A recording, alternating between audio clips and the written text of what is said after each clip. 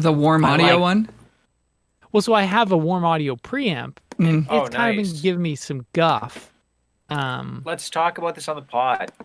Let's save it. I want to talk about that too. Do you have any of that stuff? I don't have any outboard gear, but I want to talk about it. I want to talk about it. You want to talk about like why you don't subscribe? I just want to talk. I just want to rap with you guys. Just want to rap. Just want to vibe. Yeah, but I'm gonna write beats now. That's gonna be my thing. Not like beats, but like I'm gonna write pop songs with like synths and fucking like, fake drums. And obviously, if I need drums, great. But I just want to get good at that because I'm going fucking crazy. Like I've been practicing a bunch, and it's like I'm not gonna get to use these skills.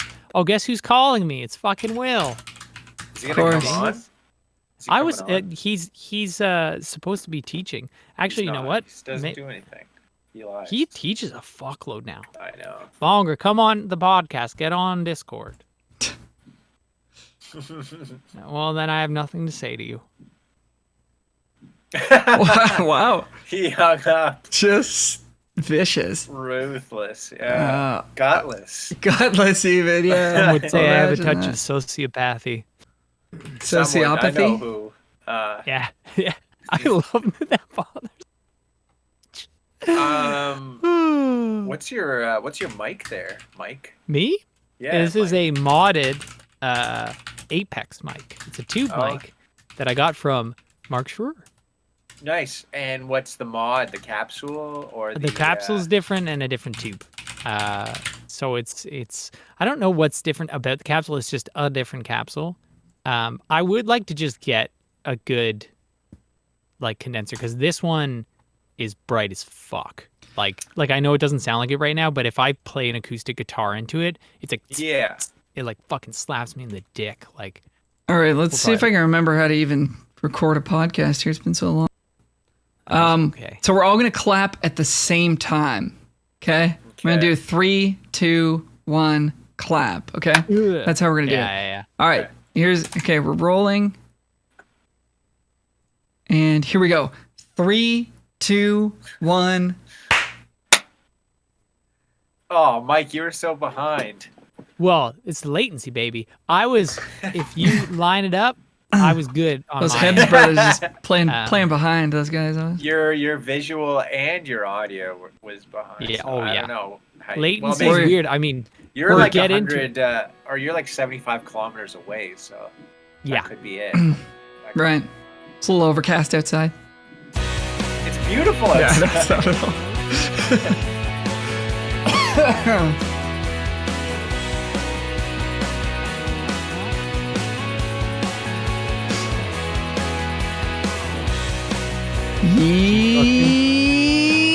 Yes! Hello, everybody. Welcome back to another episode of the Music Guy Podcast. This is episode number 52. My name is Al Rowe. I'm a music guy. I play guitar and I sing and I make records and I teach. My co-host coming at you from the heart and soul of this province, Whitby, Ontario, is Mr. Michael Hebs. Welcome to the show. Red zone.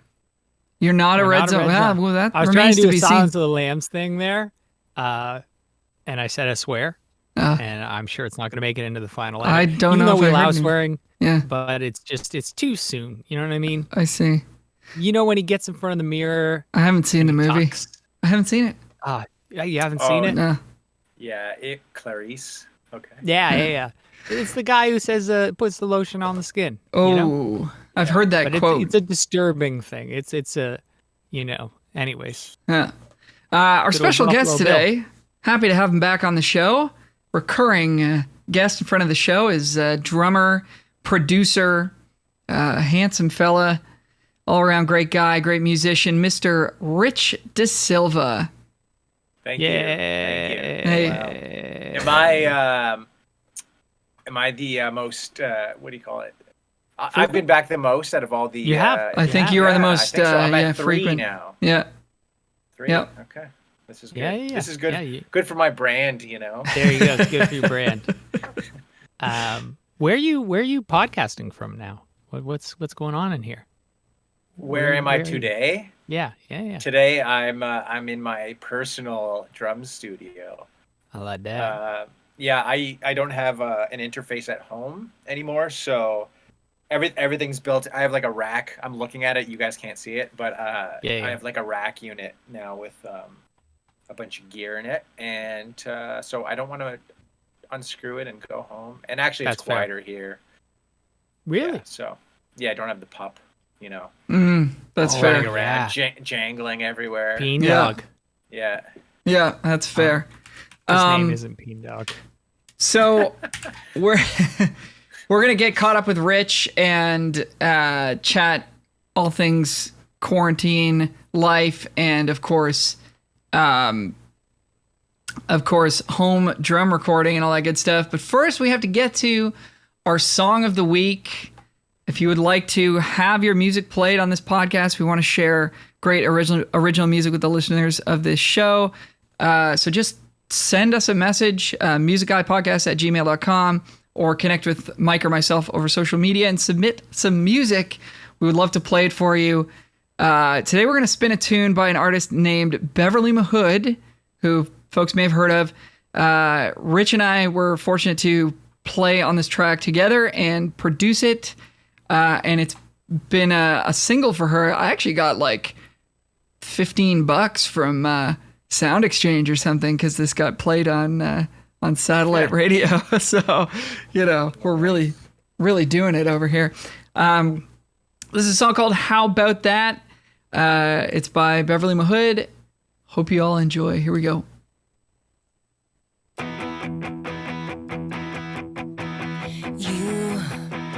Got yourself a brand new girlfriend. Are we listening in real time? Yeah. Well, how about that? Can't we just cut that in later? Do you ever think about me when you hold her? I thought you said you'd never get over me. Well, how about that? 'Cause I'm in love with someone I can't have, and I just wanna tell you that I miss you bad. And I didn't know just what I had. Now I give anything to get you back again, but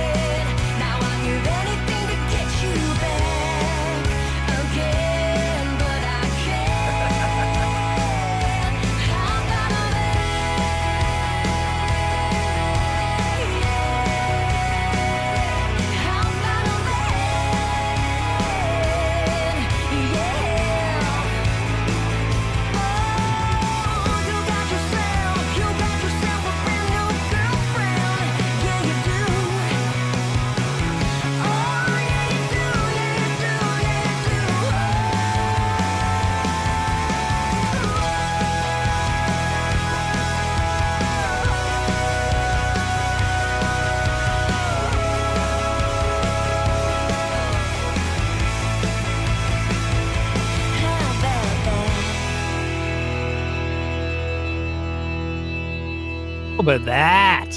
How about that? How about that? Cash me outside. Yeah, no, nobody could see that because I switched the screen to Fuck. yeah. I was to, pulling up a the photo Cash of Me Beth. Outside girl from Dr. Phil saying, how about that? But, Yeah. you know. It was also backwards. Yeah, it was Wonder- backwards. Fuck. I was trying to 'Cause like read it. Yeah. Whatever. You guys can Um, read backwards? So yeah, that was a tune. How about that by Beverly Mahood, the great Canadian artist, originally from You guys play with her, Ireland. too. Yeah, we played some gigs. We actually just did a Christmas record with her.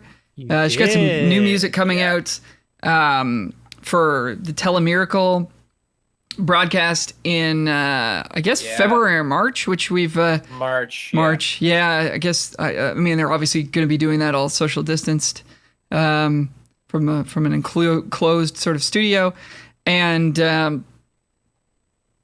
we produced the one of the songs for that as well with Beverly, and then she's got some more original music coming out sometime next year. I would think that we played and produced, and that tune in particular, how about that? We did at Metalworks. Is that right? I think so. Yeah. Yeah. Yeah. With the great Kevin Dietz working the cons. Absolutely. The Juno award-winning engineer Kevin Dietz. Yeah. That guy owes me $4,000 because I bet that he was gonna win a Juno, and I bet my Serb check. So Man, and you know what? He never lets anybody forget it either. He's always. He's bringing it up. Always. Yeah. He's. Yeah. started at joke, the bottom. yeah, Now he joke. has a Juno. Yeah. Oh, you think the kick needs to be louder, eh? What's that, Juno? The kick's fine? Yeah. Oh, yeah. Okay. I guess it's fine. Kevin's No, the best. never met a more modest human being than Kevin. I don't think he's brought it up once. No, No, not ever. definitely not. No. I haven't That's really not- spoken to him a lot. So But it's I'm gonna pretend. funny. He said to, he hates you. That's why. He I does not talk remember a when you lot. were nominated for drummer of the thing for country music Canada, and we just brought it up a bunch. Like that weekend, we were at a drum store, and I was like, "Yeah, you know, he's nominated for this award." I walked away. I was like talking to like the staff about it. That probably sounds right. That Yeah. sounds like something you would do. Yeah, good times. So let's get caught up on the world of Rich. The last time we talked to you, I think might have been right around the time the lockdowns happened, or maybe even before. Yeah, it might have been March or early April or something like that. Maybe earlier April or something like that. Yeah. Are you famous yet? Yeah. Yeah. Not cool. not around here. Not No. you know. Famous in Yeah, Japan. basically, yeah. What I've been doing, basically, I've really like spent a lot of time and money upgrading my recording setup. I think I started with I had like a Tascam interface. It like was terrible, just hissing constantly, and I've upgraded a lot of the gear and microphones and like trying to make the space itself sound better, but also just like spending a lot of time recording myself and tuning my drums and like experimenting and doing this and that, and so I've had like projects here and doing overdubs from stuff that we've worked on in commercial studios, because it's just I can get stuff done really fast over here, and like, it doesn't bug anybody if I'm doing overdubs. Don't want to waste that kind of time in Right, a commercial yeah. studio setting or whatever. So You- sorry, You've just to done clarify stuff for people. air gigs? Oh, sorry. Go ahead, Mike. Sorry, like you've done stuff like with those. It's not called air gigs. What's the thing you were doing? Sound better. Yeah. I've done stuff with Sound Better. I've had some songs come up, and like, it's been amazing. It's been so easy. Like, So you somebody just post a profile and then somebody hires you to do drums. yeah, exactly. Just That's- they sent me demos and just said like, hey, kind of do your thing. Sorry to what were you gonna say, Al? Because I'm gonna get into a whole Sound Better thing. Oh, I was just gonna say, just to clarify for people, like Rich is at a studio space at the Rehearsal Factory in Toronto that you're renting on a monthly basis, right, Rich? So this isn't like a basement thing in your house or anything like that. No, if it was, I would maybe prefer it sometimes, but no. It's just a room basically, and it's soundproofed, quote unquote, to a certain extent. But it's not necessarily treated, and I still have to do more to it. Well, what about the treatment behind you? Yeah, I know I do have a little bit going on, but it's like I could still do more, and like I need to do some stuff with the ceiling right above my drums. Sure. I like. It's not like the best sounding space in the world. Definitely not in the world. But I know how to make my stuff sound good in this room, just because of I've been spending a lot of time here. Yeah, right. One thing, I'm gonna be building more sound treatment stuff. So if you ever want to build some stuff, just come over. I use my parents' garage for it because I don't own tools. But yeah, if you get the insulation, that would be great. You're welcome to come over and build some stuff, because Al built me 2 panels, and then I built 2 of my own panels, and I built myself some bass traps. Oh, nice. Yeah. They're fucking expensive though, man. Bass traps is a lot of fucking volume. I actually like a lot of the low end that's in this room, and it's nice. Like for mixing, it wouldn't be good, but for drums, it's like the toms sound really big and fat, and the kick sounds awesome, and the snare has a lot more bottom end to it. So I don't mind that kind of extra rumble going on in here, but it's mostly controlling the high end and those kind of reflections, especially for the overheads. Gotta get some thin stuff for that then. Yeah, exactly. So it's not terribly expensive. The UBK said to get a wedding umbrella, right?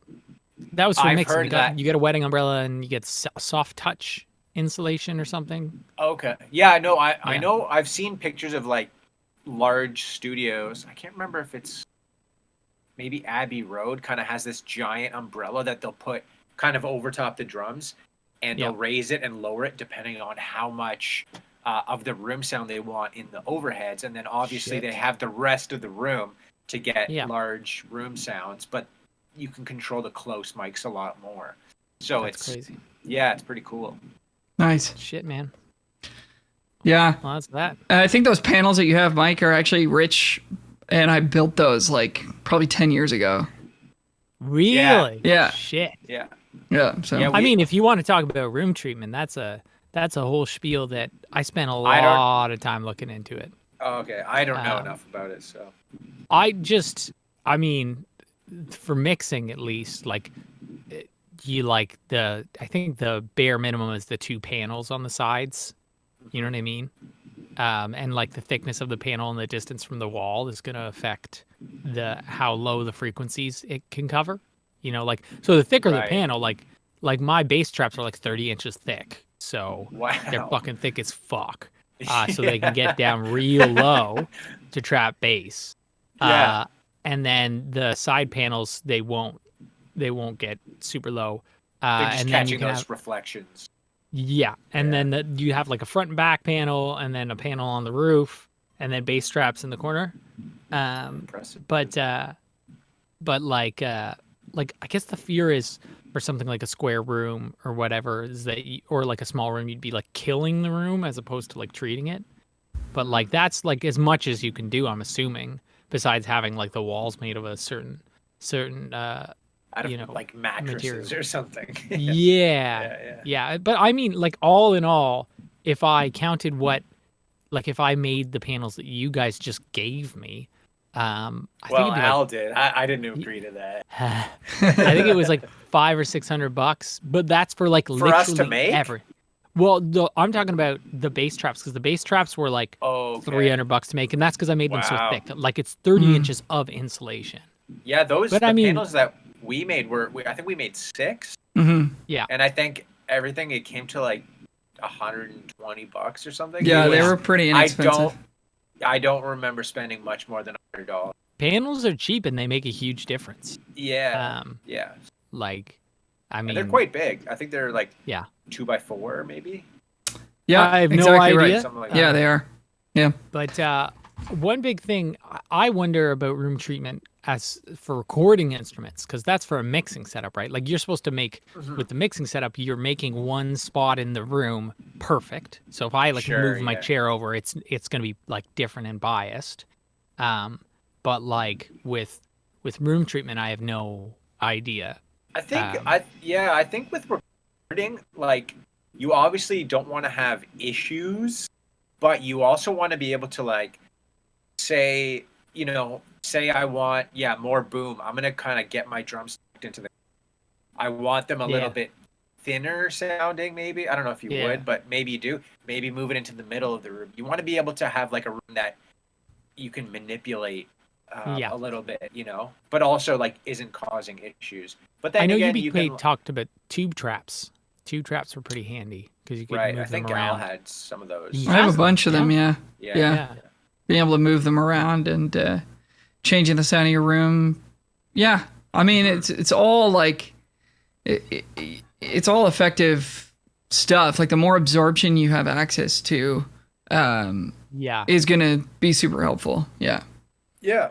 Because like it's one of the things that, especially I was reading about, and I've heard since then too, with dynamic mics, it's not like a big deal. You know what I mean? Like you have the SM7B there, and it's like if you get a singer really close up to that, or it's like really close up to a source, it's not going to pick up as much as like a condenser. Yeah. But like certain elements, like drums, are really room dependent. Just the sound of them, not even what the mics. What the mics are picking up, but even just how they react and the. Exactly. Drums are and like apparently amps. Yeah, amps as well. I mean, amps you're usually close miking, so as long as there's not too much like high end reflection going on around, I don't think you should have too much trouble. But drums are so sensitive to the space that they're in. There's certain drums, like snare drums, I just won't even use in this room because it just doesn't sound good. Like the drum, it just there's not enough space in here to like make that drum like breathe. It's too louder. Yeah. It's too loud for the room, or just like Do you find that with cymbals too? Like I wonder with live cymbals, like I don't know anything about drums, but the way that I understood cymbals, it was like, bigger cymbals are for like live, and then like smaller cymbals are like quieter and maybe more geared to the studio. I don't know. Is there that's partially true. Like it just all depends, because I think more than anything it has to do with like thickness. Like a super thick cymbal is going to be a lot brighter, right? The metal's going to move a lot faster. And so generally you don't want super bright cymbals for recording. Okay. Yeah. Because they like bleed into shit more, I guess, or they'll bleed into like the tom mics or snare mics or whatever, and then they're just gonna kind of be, there's like too much of a separation between like the drums and cymbals. You kind of want to like, I mean, I at least kind of want them to like blend together. Yeah. And the darker the cymbals, the more you can increase the high. Like when you're mixing, you can speak to this more so, Al, but like if you say like, oh, I want that snare to snap more, I want it to be super bright. Well, if your cymbals are already like super bright, they're just going to get brighter and brighter and brighter, and your snare is going to get brighter, but the cymbals are just going to be so harsh. Also right? the bleed in it, yeah. Yeah, like the bleed, that's a whole other thing, but this is I hate to keep interrupting, but this is stuff that fucking just, I rack my brain about. I know in the 80s, people talked about having like their fucking cymbals way up there. Do people still do that? In my room, like I have done that actually. I've raised up my hi-hats like almost as high as they can go. Yeah. And my cymbals are like a lot higher just to have that separation. But then I at one point I had them too high. So then my overheads were only picking up like the cymbals, and I kind of want the overheads to pick up everything. Right? Yeah. So I kind of found a balance in between where the close mics had that separation, but the overheads still had a nice picture of the whole kit. That's cool. So, but yeah, definitely that was like a huge thing, because in the 80s they wanted separation, right? They wanted each drum to sound like it was. Well, think of Mutt Lang. Like literally, he would record everything individually sometimes, right? Mm-hmm. But they wanted that separation. And in that case, if that's what you're going for, you can have super He must bright really cymbals. like sample drums. Now he must love just being able to pull up samples. Probably, I'm sure. Probably his own samples. Yeah. Because you might as well if you're just fucking like recording the. I don't know. That's funny. Funny guy. Yeah. I don't know. I mean that's cool. So like room treatment, that's like I don't know. So what have you what have you actually done for room treatment, Rich? Just the foam that's behind you, or I've just put up like foam all around here. Yeah. What about those lights? Those are those are ambiance. Those are to go. get into like the mood, you know, of the song. Of course. I don't turn them on for every song, but some. No, and I think the next thing I might get is some packing blankets actually, because I looked into that.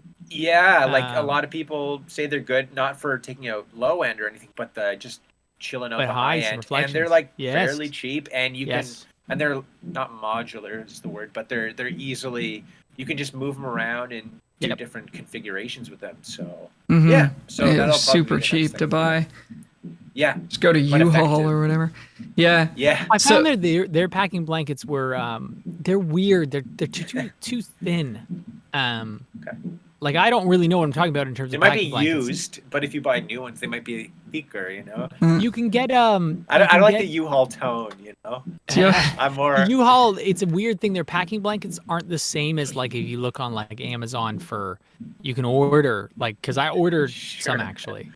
Do you use a lot of packing blankets for various things or? Yeah, what do you pack it? I've never seen. Yeah, I mean, okay, that's the implication. But no, like I bought some to make like before I had any of my room treatment to make like a little vocal booth. But I never did because you know I don't. They never made it out alive. Those recordings never saw the light of day. Yeah. So somebody's like practicing drums next door or something. I can kind of hear like, is that a huge problem for you? Like in terms of recording, like if somebody else is doing something, you kind of can't, or?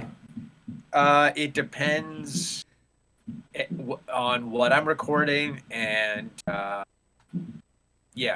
like it is an issue, of course. So I'm usually here in the mornings anyways, and there's usually nobody here because most musicians sleep in super late, and they're not coming to their space to practice or jam until the afternoon.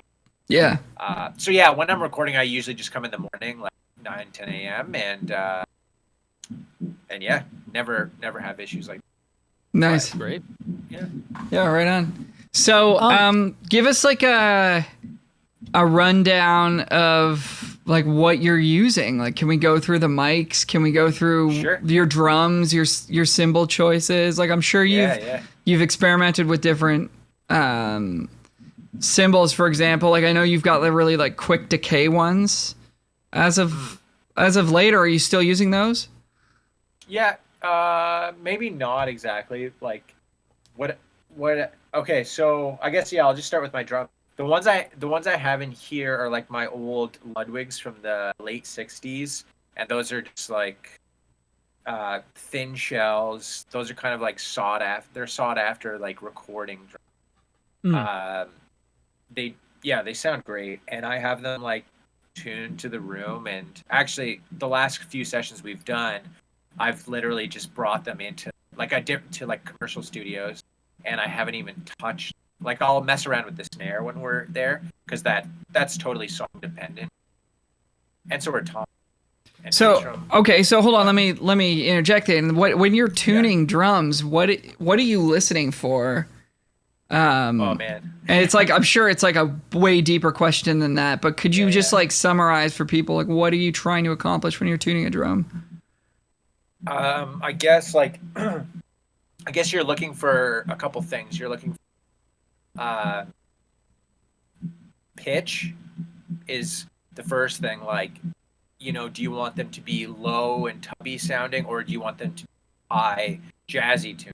Right? You got to figure that out, and then so from there you can then dissect it again and be like, okay, how much do I want this drum to ring? in most cases it's no, you don't want it to ring very much, but you still want it to have tone. Yeah. You know? So, and then from there, you're just trying to tweak it and get any weird things out of it, really. And is that just like trial and error, or do you actually have like a method to? Yeah, no, like there's methods. There's like things like, oh, you hear something, you try to down a little bit. You try to get everything as close as possible. You try to get each lug where the drum head is tensioned, like each little tension point. You're trying to get those as even as possible. But then sometimes, because maybe the shell is a little bit weird, the drum head is a little bit weird. Old. Even with new heads, like they're just like not perfectly round. You might have a little issue, so you just have to kind of mess around until you get it. And then, do I put tape on it to mellow it out more? Want it to a little brighter? Take off the tape, you know. So like I don't use tape really because I think I can get my drum sounding pretty good without tape, but I usually use it if I want to control brightness. That's what I'm thinking about more so. Is there like a video? Like, are there videos? So many. Are there any good ones that you liked a lot that were helpful, or? Yeah, like there's like I mean we all know Aaron. Sure, a YouTube sensation. Like very famous session drummer, amazing, and he's got like a series of videos. And then this other guy, Dan Bailey from LA, is I have his like videos, and he's always posting stuff on Instagram as well. Great sound, but both of them are kind of like, this is how I do it, and they do it in real time, and then they'll be like, okay, it sounds weird, so I'm like crank up this lug, get down, and then you hit it. There's no science, and anytime anybody tries to tell you like drum dial kind of tuning pot or whatever, it doesn't really replace experience and your ear. And ears. Those are great. I think those are great for like maybe if you're a tech on tour and you're replacing drum heads every show or every other show, and you get okay, the snare, he likes it at this pitch, so I'll crank it up to that pitch, and then I'll tweak it with ears. You know, so I wonder also to get consistent, like, so say for instance for you, if you had a way of measuring like, oh no, I like it like this in this room, like if you're always recording in your thing, you're like, oh, this Ludwig, I like it at this, like no, and that's what those can be really good for, but you still have to tweak it with your ears. And you know what, man, more often than not, I've had those before. I've tried them all, and I always end up like just using my ear, and I'll get really close with all the little dials or whatever, but at the same time, it doesn't replace. Does this just sound?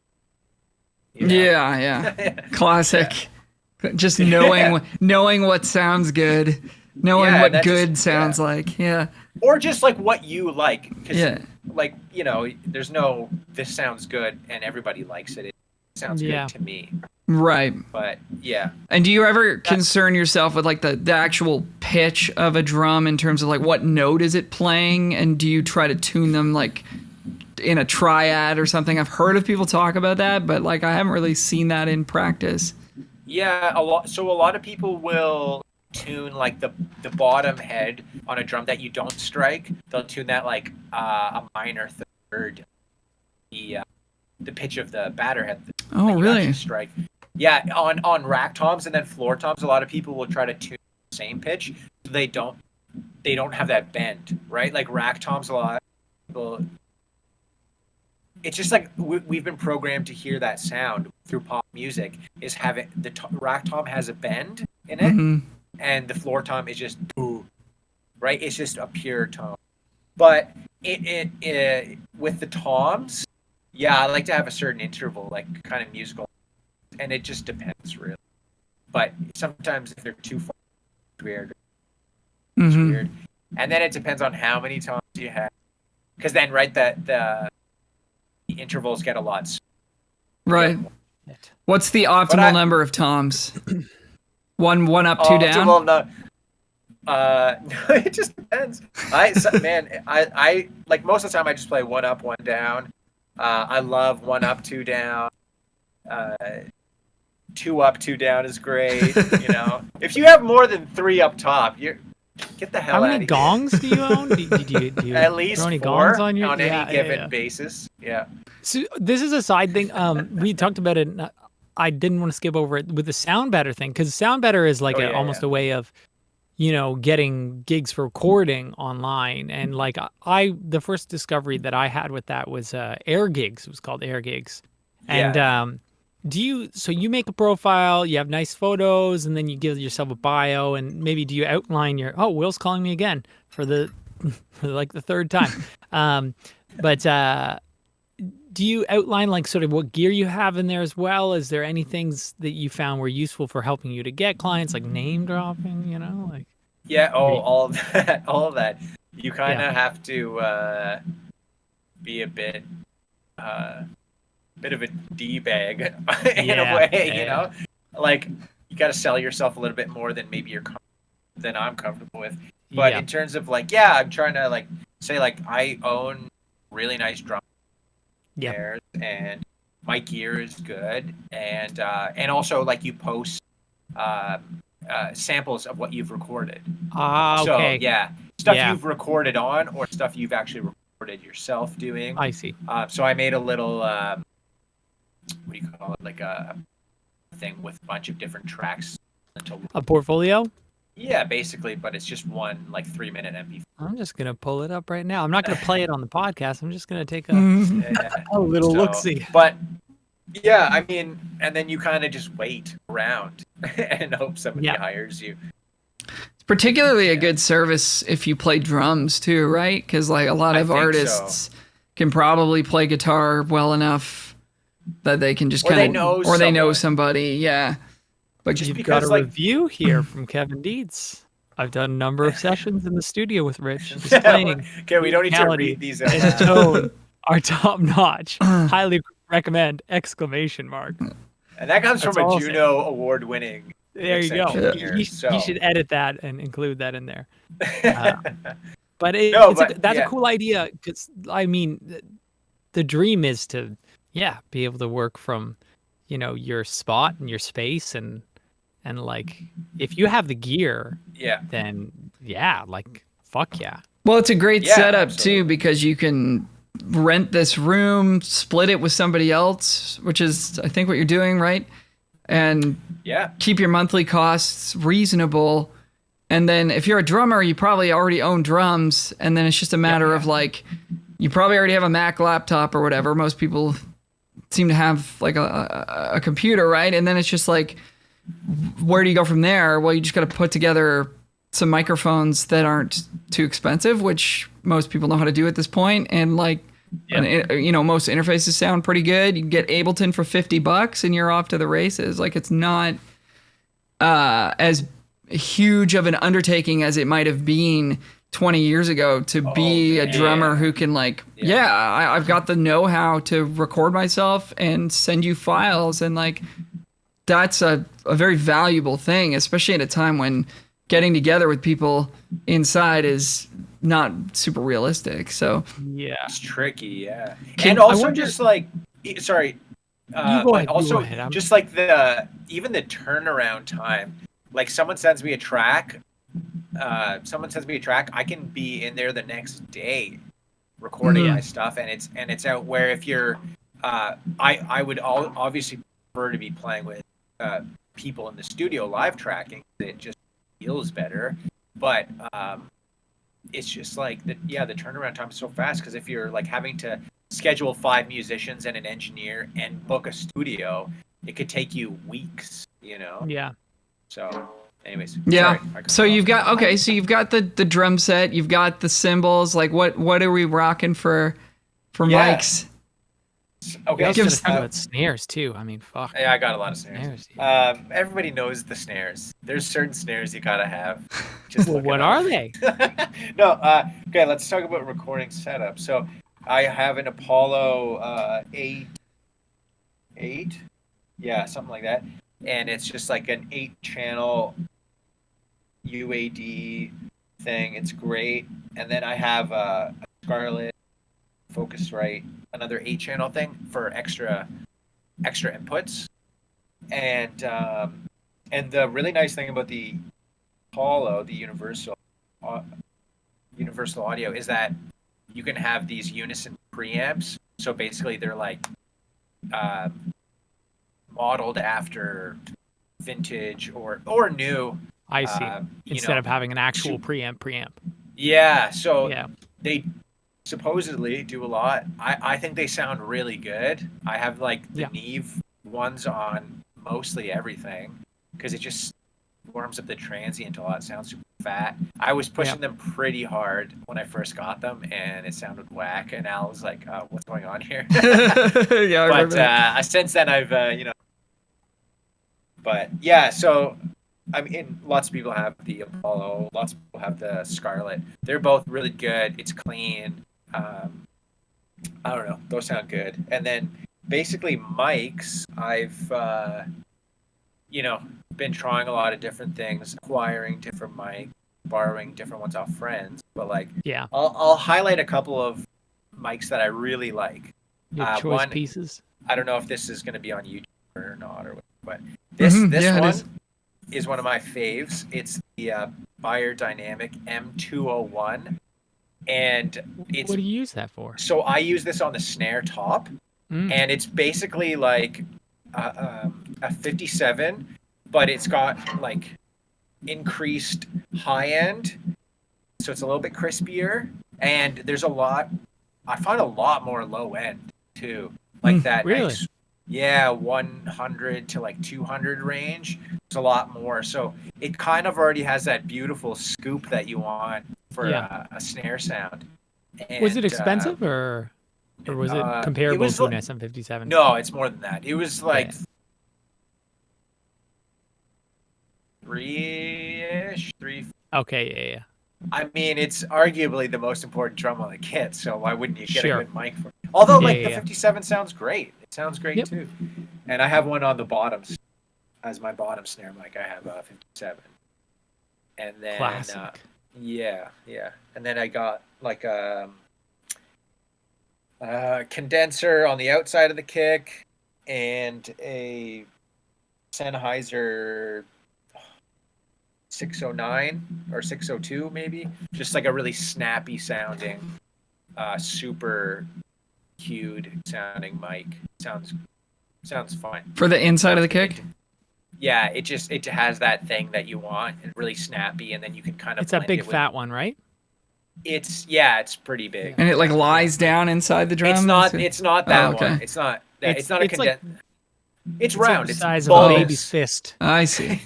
Yeah, but it does that thing, just very snappy, and then you blend it with the outside kick mic, and then I've also been using. I have this like Russian Royer clone that it's a figure 8 ribbon mic, and it sounds great, and it sounds so good in this room because the top end is just like rolled off nicely, and then I have that kind of 2 feet in front of my kick at about 2 feet up in the air, and it just like adds so much dimension to the bass drum and kind of the overall room sound.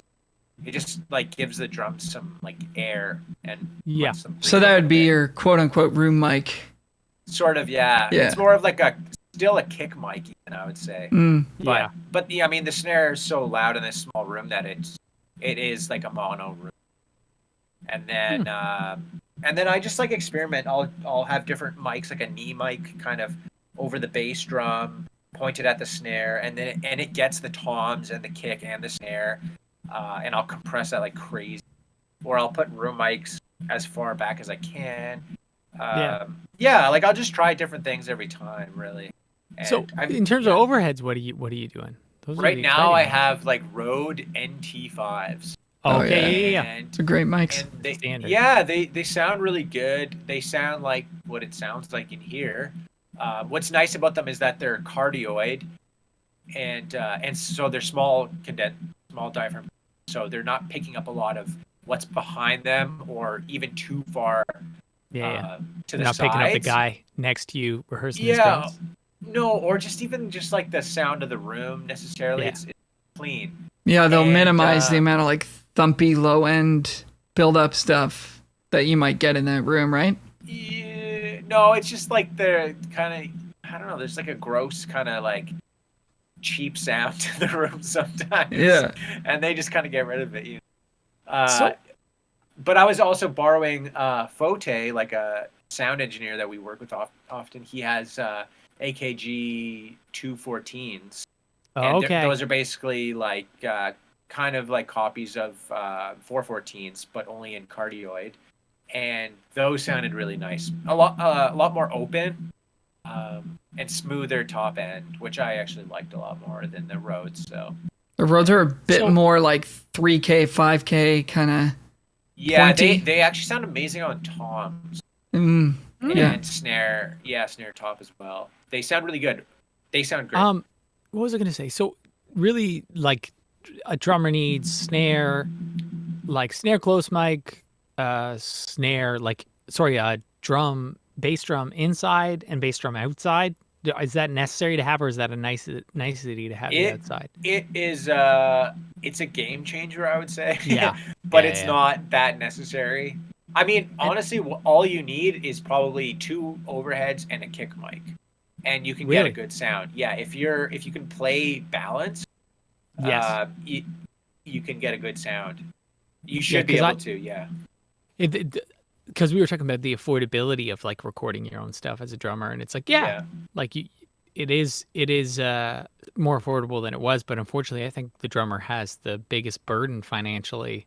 You know, they have to get the most amount of inputs on their interface. They have to get, the most expensive mics, or just the most amount of mics. You know what I mean? Yeah. Like a guitarist can get an SM57 and like be like, good to go. Or the guitarist could buy one really nice mic. But I would still have to buy several really nice mics. Yes. Yeah. Or they could just buy a Helix, Yeah. I mean, what's a plug it right in? Like I'm trying to think of overheads can get ridiculous. Like really nice, like a Royer. Is it Royer 120? Yeah, 121. 121 for guitar. Is it a 120 for guitar, or is it? 120. I have no idea. 121. It's like $1,500, and if you get that in SM57, you're considered to have like good mics. Yeah.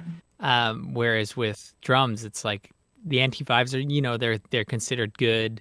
And then like the KSM something, the KSMs are like 81s or something. Yeah, and then there was another one I was looking at them just because I would like to get a better acoustic mic. It's like, man, those things, if you get a pair of the KSMs, isn't it like, I think it's like $2,000 or $3,000, Oh, the Neumann KSM. Yeah. Yeah, I think you can get them for probably $2,000. But anyways, it's expensive, and man. the thing is, what you have to remember is that a mic, yes, it can be like a Neumann U87, but it might not sound good on your voice or your guitar or whatever. Yeah.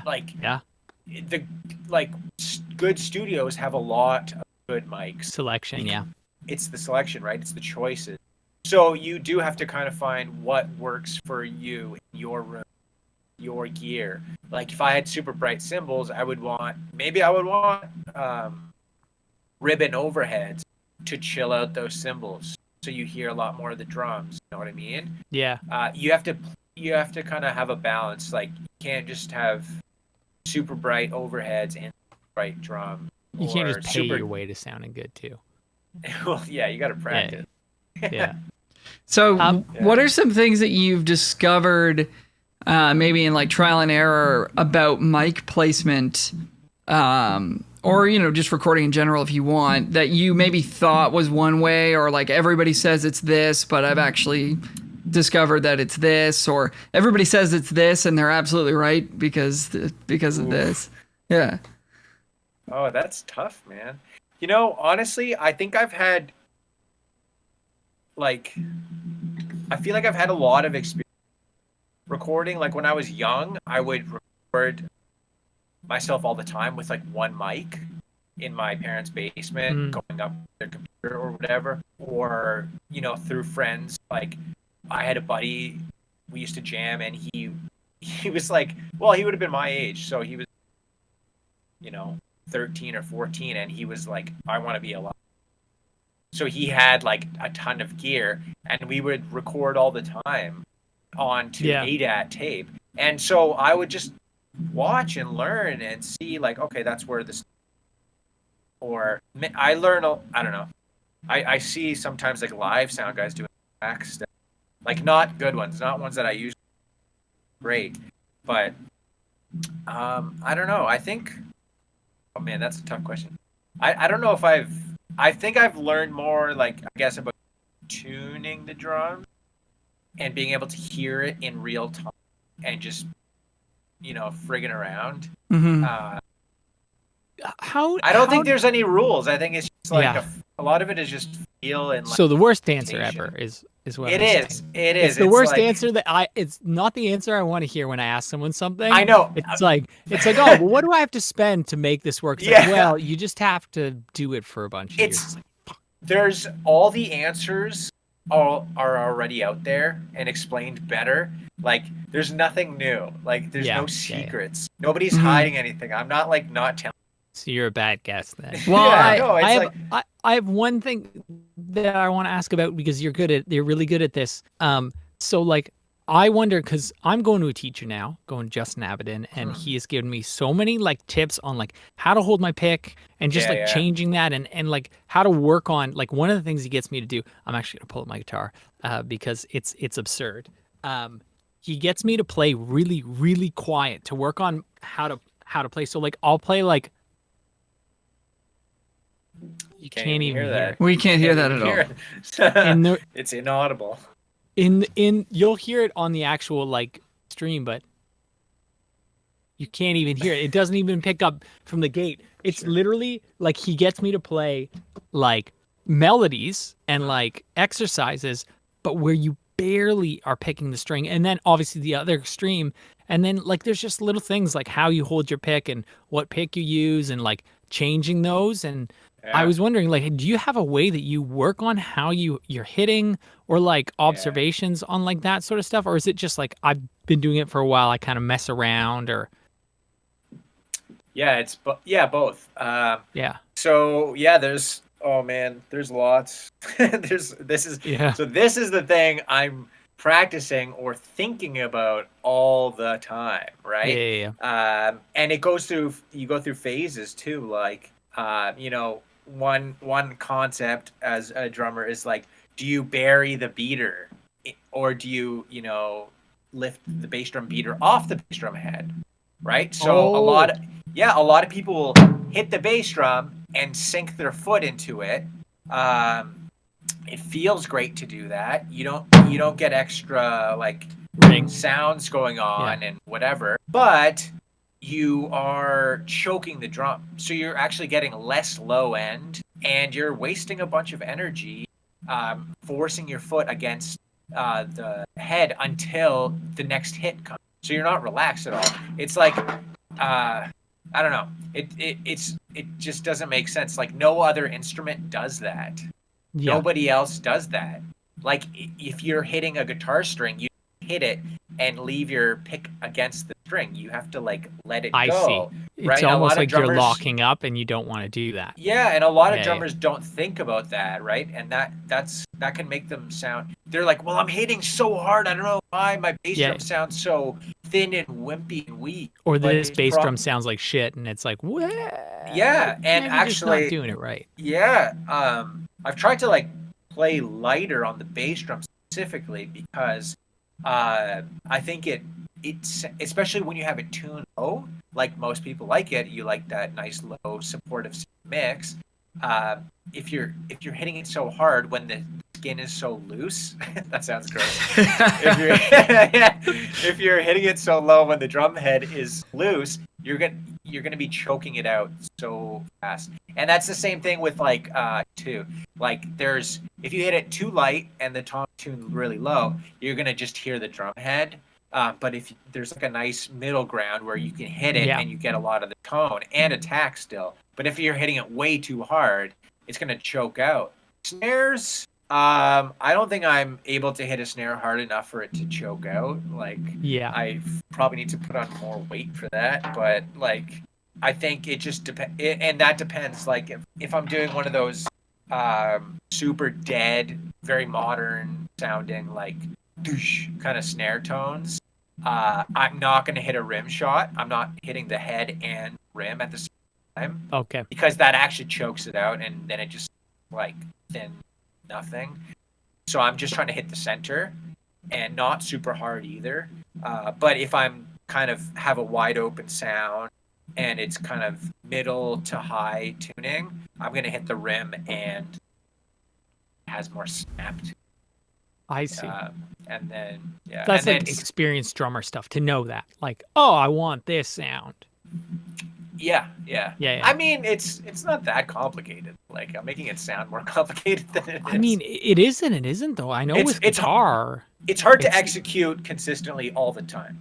Yeah. Conceptually, it's easy to understand. Like, okay, It does this. But it is hard to execute all the time with emotion. I think this is something you guys talked about in one of your podcasts before. Is just like the really great musicians are great because they can capture the nuance of the song, like that energy, the correct energy and emotion, and still play super consistently. Like if you listen to like an Avril Lavigne, like Skater Boy, like that just sounds like it just sounds like a crazy like punk band going. But I know the drummer on it, crap, his name escaping me right now. But he's a really good drummer. Like played on some Sheryl Crow stuff, like whatever. He's not like a punk rock guy normally. Yeah. Not necessarily, but he's so good and captured the essence of that song. And I like some regular Joe Blow that just plays music all the time, who's pretty good, probably wouldn't have been able to execute it as well because maybe they would have been hitting this too hard, or they would have been like inconsistently hitting the snare or burying the beater on the bass drum too much or whatever, right? So that's interesting. You don't want to go too studio though, like too far to the like I'm perfect. You still want to have like those elements of like those rough edges, right? Because that's what gives tracks their personality. This stuff fucking keeps me up at night. I hate it. I've noticed in working on the tracks that I've worked on that to me, like a lot of the times the snare sounds better, quote unquote, in verses than in choruses. And I'm not 100% sure if that's just because of the song's arrangement. Maybe there's a little bit less going on and you can hear it better, and or it's being hit at a just more moderate level where when you really get into like playing super hard in an up chorus, that's where some of the notes of the snare do get that little like sort of, I don't know how to describe exactly, but get kind of like choked feeling where they just kind of disappear for a couple of beats and then, oh, we're back now. You can hear that nice bloom on it. But in verses of songs, I always find it's just like, the snare's just huge and not taking over the mix and just sitting real nice. Do you think that like that's mostly like an attack thing or all the above? Kill myself right now? Yeah. I'm not talking about I'm not talking about your playing specifically. No, I'm just kidding. No, that's. I think it could be because of all those things you mentioned. Like, there's more good guitars or synths or vocals happening. And so there's less room for, like, you're hearing two things or maybe more with a snare. I don't know. Like that's kind of what I think about it is like you're hearing an attack, like that instant sound, and then you're hearing the tone or the note or the ring or the buzz, depending on how you have it tuned or how you have it muffled, right? So then if you have a big, wide open, ringy snare, all that's going to disappear once there's other people playing notes, right? Yeah. So other harmonic content is going to like overshadow all that. And then, so that could be one factor. The second factor could be yeah, it's the chorus. You're getting jacked up, and maybe you're hitting harder, you're hitting louder. Maybe you're getting a little sloppier because adrenaline starts going a little bit more. So maybe it's a little bit more consistent. Yeah. What if you don't don't have emotions? Just asking for a friend, you know? Robot guitarist seeks band. Okay, so I have a few things. I wrote some stuff out, and so you were saying that you're renting this from Rehearsal Factory, which is kind of just a rehearsal space, and they have studio special sort of rooms that are better than their average rooms. Have you ever considered? I keep on seeing this on All Buttons. It's like All Buttons is like almost a community page where people are selling things or offering things. And people are like, yeah, it's $300 a month and you get to record this many days at this studio. And it's like you almost own a portion of the days of the studio. Have you ever considered that? And then just been like, but I guess if you have enough work recording, like if you had enough to be like, I got to do 10 tracks a month. Because it seems like that would be, if you were busy enough recording wise, like remote recording wise, as opposed to going to studios. Because it seems like you guys always go to Loudmouth. So, there's a few that we go to, like Loudmouth, shout out, and our good friend Nick at Banquet Sound. He's got a really good space with some really good gear, and we did a couple days a few weeks ago at Union Sound, that's a great studio. Yeah, that was a great spot. But like for me personally, you know what it is, man. I have a lot of gear. I have like a lot of expensive gear, and I don't want to be sharing it or having random people coming in and knowing what's there. Like a mic goes missing or a drum goes missing. Sure, that's fair. And so I share my room with one guy, Mike, he has great gear too, and like he's a super nice guy, very clean, and we split. Respectful. Yeah, very respectful of everything, and we split the time 50-50. So he works 9 to 5, so I basically have all day during the week to be here, and then he gets evenings and weekend. And nice. In a normal year, I would be gone every weekend and usually working in the evenings anyways. Huh? So there's a person behind me. So I would normally be working weekends anyways. There'd be no issues. Will's on the podcast now. Quite cheap. Podcast is going. Yeah. It's pet my dog. We're recording right now. Hey, Will. Welcome. Oh, he can't hear us. And it's I have a lock on the door, so I don't have issues. I don't have issues like this. Like people coming in. Yeah, that's fair.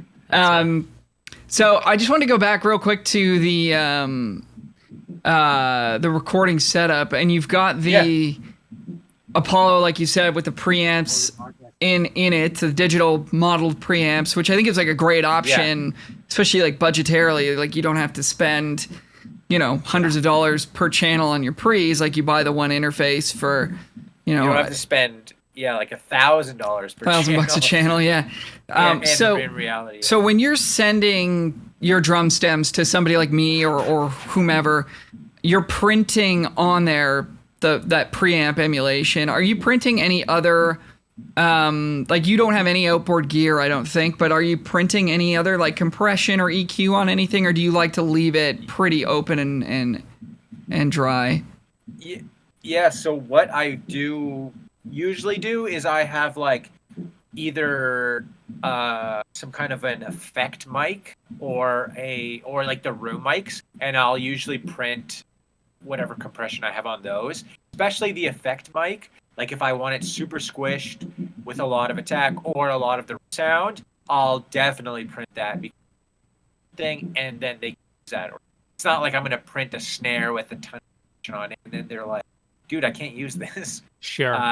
So, and actually, like with the Unison preamps, I am like EQing a tiny bit. Not every mic. Like my kick in, I don't EQ at all. It's that so tailored already. My snare top, I cut a little bit of, and then my kick out. Then maybe my as well. Just to get, I always have them set the same, and then if I don't sound, I'll switch out the drum, suit that better. Because there's certain frequencies that you're just gonna pull out anyways. Everybody's gonna pull out those certain frequencies. But I don't go hard. It'll be like a dB maybe, very light, and then so actually what I did something last week for a client, this guy Eric, he'll send a track or whatever, and I'll send him the stems, but I also printed a separate track of just the reverb. So I had like a room reverb that I was using that I really, and it suited that Wallace thing. It just fit the song really well. So I printed that separately. Didn't want to, and then he can use that or not. Right. Yes. But it was a UAD reverb. Quite good. Yeah, but that makes a lot of sense, because if you think about like anytime we've gone into a bigger commercial studio and they've got all the great EQs and compressors and all this amazing outboard gear, and they're like, the 1176 compressor is like tapping the vocal like 2 dB. The EQ's like cutting 1 dB of 400 hertz. It's like they're barely touching this stuff, even with the best gear, because and oftentimes I'm like, man, do more. Like I want you to do more so that I can do less, but like it's just not really what is commonplace and common practice today. People want clean, natural sounds. So if you're using a preamp to get it up to a good amount of gain and maybe soften the edgy kind of distortion-y kind of not distortion, digitally sort of harshness of stuff, by having go through a 1073 or whatever, that's cool. But like even my Vintex that I've got, my 500 series Neve clone preamps, like I'm at minimum input gain on them.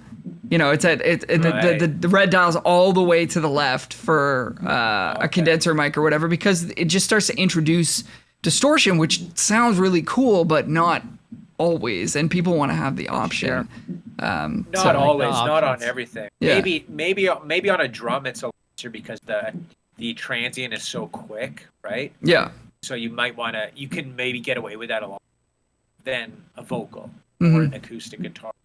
Actually, acoustic you can actually, but see, I was overdoing it for acoustics for a bit. Really? Yeah, I was, and I didn't really realize it because you get used to it too. That's the other problem is like you get used to the way things sound, and then you're like, oh, damn, like this is actually super distorted. Somebody points it out to you, so I backed it off on the because Rich did point it out to me. Yeah, there's a lot of like there's a lot of extra harmonic content happening. Rich is against harmonic content. That's like for a few months I was recording a lot, and then I went to the studio and to bring up his name again, Kevin Dietz, Mr. Dietz, recorded some stuff, and I was like, dude, what the fuck? You're like so good. Sounds so good. Yeah. And he doesn't do like a ton. He just, I don't know. He just knows how to like capture what's happening in the room. It's and like the he same brings thing in you some were of his own talking about mics before. too. Yeah. And like, I don't know. He's very good though. And it's just like, man, they're my drums in a better room. They're my drums in a better room.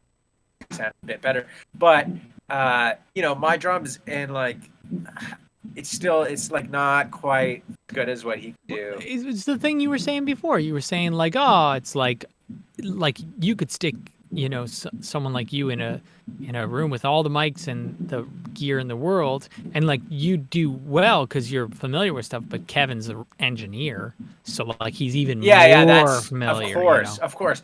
It's just humbling, and it's like, and it's good to record yourself, and it helps so much. But there's no replacement for like people that are just amazing at what they do and dedicated. Having a good team around so important, right? It's everything. I actually hate teamwork. Definitely, yeah. It definitely helps, though, I bet more than you even realize, that you've gained all this experience self-recording, that when you get into the studio, you're hitting your drums in a different way. Then you're setting them up. You've got your cymbals higher or whatever, and it's like, and then you know, somebody like Kevin can take that even further. So exactly. Another thing that I'm doing most of the time, I would say like 90%, is when I'm just practicing, I have like my in-ears in, and I'm going through all. That's so smart. I was doing that with my acoustic. Yeah, because it hits different. You know? And you hear what it sounds like. Yeah, like I'm actually just practicing something. Super mundane, slow, like a normal exercise that anybody would do, but like through the mics. And I think it informs the way you practice a lot different. Like you're not doing I'm practicing this, and then I'm adapting it to like my normal vocabulary, and then I go to record it, and I'm, that sounds shit. Why? I think you're maybe skipping us too. Yeah, that's great. And actually, something you brought up before, Al, was the preparing for a session or something like that. Like record yourself playing that thing or that song or that passage that like is going to be really tricky or whatever. And that's it right there. That's like such a great point, because you're not going to be able to, in real time, you're not going to be able to fix a major thing. Oh yeah. Like that's not what like you're in the studio listening back. You're not being like, oh my god, I rush all the time, or I or I shittily hit my snare, or I play, I don't know, whatever. Like I know you're not going to notice it for parts, ideas, interactions. More you have to kind of get beyond that. So you have to spend that time on your own for. And like I still need to a lot. Sure, we all do. The better you get, the better your ear. The more your ears develop, like I or mine do at least, I just get sadder and sadder, because I'm just like, I feel like I'm farther and farther away from like. The more you learn, the less you realize you know. Yeah. And the more you realize you don't know. Yeah. That's the principle. All right, I gotta bounce shortly, guys. Unfortunately, because I gotta get a haircut because we're going into lockdown, and but I thanks a lot, Rich, for coming on, especially last minute. I know, I'm happy to be a placeholder. Happy to be the second call. We were gonna get Holt. Yeah, it was gonna be a better episode, but I screwed up the booking. No, man, honorary third. I know my place. Honorary third host of the podcast here. We love having you on, man. Amazing. And we'll be doing it again soon. We didn't get into samples. We've written down sample replacement. Do you bother with that at all, Rich, or like do you have any? Yeah. I mean, most drummers probably hate it. I have a lot. I have it. Tons. Yeah. I have tons. Yeah. I make a lot too. Yeah. You sent me some samples which I didn't listen to. Yeah, I know, because you don't give a shit. I'm sorry. when I do need samples though, I will. Sure. I don't think so. I think you're just gonna Google some samples. Steven Slate samples. What'd you say? The samples are a good thing. Obviously, within reason. You spoke about samples last time. It was just more so the idea that if you are recording from, less than fancy, studios, it's like maybe having a hand in sample, replacement or sample enhancement. Yeah, I don't think I need to at my place. I think it sounds pretty. I think I can get pretty good sounds. And also just, like if you. I don't know if you still want to add. Did you record the Alessia track at that? I did. That spot? I did. So I mean, go listen to All Good by Alessia Cole. And that was in June, and I feel like listening back to that, I was like, oh god, I wish. So what you're saying is Alessia should get her money back. Yeah. I'll go. I'll go DM her and tell her that. Well, I guess the one thing that I'll say, I've probably said it before on this podcast, and I'm sure I've said it to you guys a ton of times, but in terms of samples, I don't know where I found this from, but some great mixing engineer or something said like use a reverb sample, which you can get from like Slate has a bunch, or most of the drum packs have them. they're not the direct drum samples, but they're the reverbs of. So you might try to match, like if you're playing a Black Beauty snare or whatever, you find like a Black Beauty reverb, see if it sounds believable, and then instead of running your drums through a reverb plugin, if you are recording your own drums and maybe mixing the track or whatever, or if you want to give the person you're sending to like options of, here's a reverb for the snare, using a sample, that way you won't get the cymbal bleed and the other drums bleeding into that reverb. At least that will be sort of clear of any of that. And if your room tone is a little bit suspect, because we're all doing this from home and stuff, it's like the reverb is only going to accentuate sort of that you already have going on, I think. So that can be a useful place for that. Before we peace out, are you guys hitting up anything for Black Friday? You go first. Any deals? Any deals? I might get the Ocean Way room reverb. Oh shit! It's more. I think it's less of a reverb and more of an IR. That's super cool. Yeah, so you can replace mics, but you can also just like say send a room mic, or you can put your overheads through it or something like that, and it replicates just like the rooms, whatever popular. That's super cool. 67 or something, and it sounds so good, and it doesn't have that cheesy reverb sound that you were kind of talking about. You want to avoid. You want to give length and size to the drums. I could do for a bit of both. Yeah, but I've used that a bunch of times, and it just it sounds bigger, makes them breathe. It's forgiving. You've used a demo version of it? Of the Ocean Way, yeah, I've tried it, and nice. I have another reverb IR that that also sounds good, but Ocean Way one is quite nice. That's sweet. It's on sale for like $100. Don't tell my wife. That's my answer. So tell my wife. The Oxford Inflator's on sale for 90% off or something. If anybody's been wanting to pick that thing up, it's usually and that's just like sauce. And you really like that? Because I was thinking, you know what, man? Like, I'm gonna be super honest. Like, I null tested the inflator versus just turning it up by like I volume matched what it sounded like with the inflator on it. This is like a mix bus plugin, by the way, that's supposed to just be like the secret sauce. It just makes everything just sound better. And I null tested against a mix that was just like, however much louder to make the volumes match. And there was very little difference. Like, you would hear just the odd, like, little fizzinesses like coming through. The null test would almost be no sound at all. You're paying for the fizz, baby. I don't know. I mean, it's a harmonic sort of exciter kind of plug-in.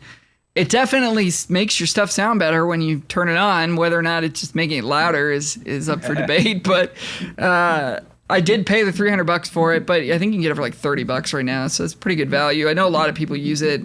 So it's kind of like it's $66 on Plugin Boutique. Maybe it's European dollars, the 30 pounds or whatever. But anyways, that's like buying anything more like that, because I don't have a ton of it, but it's like I don't do a ton of mixing. So I want to get the next thing up for Melodyne, because I only have Essential, and I would like to get Assistant.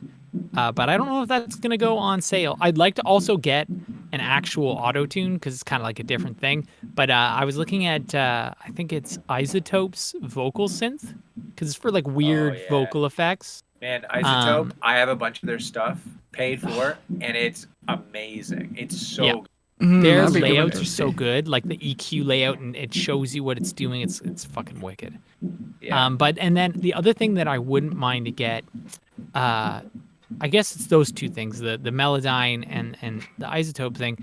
I wouldn't mind having like some more like almost creative, like movement-y effects. Like Output has this thing called Movement, and like you'd stick it on a regular piano or Rhodes or like a synth, and then it's just going to introduce like almost like an LFO, like maybe a filter sweep, like a really subtle one, or maybe a panning thing. And like obviously if I was creative enough or experienced enough with mixing, I would just do that. But it kind of does that for you. You know what I mean? And that'd be kind of cool. But I don't think any of that shit's going on sale. So I have to buy a new SSD, so I might do that. But there's a lot of Wave stuff on sale right now. I think they got Waves has an auto tuner that's probably that would probably do the thing you. Yeah, but like if you want to do the blocky auto tune thing, I'm sure it would do that quite reasonably well. It's probably on sale. Yeah, Diamond's on sale. Like the Diamond bundle's on sale for I think like $250 or something. I wanted to buy the API EQs, but I'm not. Oh, they're so good, dude. Buying shit like that, dude. If you can get the API compressor. Yeah, if you can get the Studio, it's called Studio Classics. They have a bundle with it's got the SSL, both the channel strips, the bus compressor, the API compressor, and the API 500 series EQs. If you can get that for cheap. It's called Studio Classics. I literally use those plugins on every thing I ever do. They sound so good. My life. But okay, well, I have to go. They're expensive. Okay. Because I don't want to spend more money. And hey, can you tell Will to give me a call? Yeah. All right. After this is done. Well. All right. Well, thanks again, Rich. If people want to reach out to you and ask you more questions about drums, where can they find you? Instagram. I think it's at Pork Chop Drum. Pork Chop Drums. R DaSilva at gmail.com. That's my email. That's all you need. Right on. And people can find me at Alro Music on all the social media platforms, Twitch, Twitter, YouTube, Facebook, Instagram, whatever. Michael Hebbs is at Bruno the Meek on Instagram. You can reach the podcast at musicguypodcast@gmail.com. And of course, follow us on Instagram and YouTube as well, especially if you want to see these podcasts live as they're recorded on YouTube. We do stream them every week. Send us songs for Song of the Week. Send us questions. Send us love. Send us money if you want. Figure that out, and, send me money too. That's fine with me. Yeah, send us leftover Halloween candy. And we will we'll get back at you for another episode next week. So just spread the word, spread the love, and thanks for listening. We'll talk to y'all soon. Bye for now.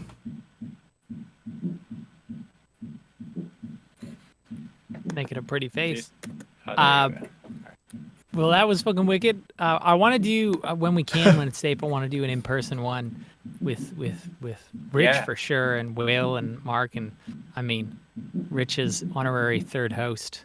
We missed a question from Danielle. She was watching. Oh no! I wasn't looking at the chat. She said,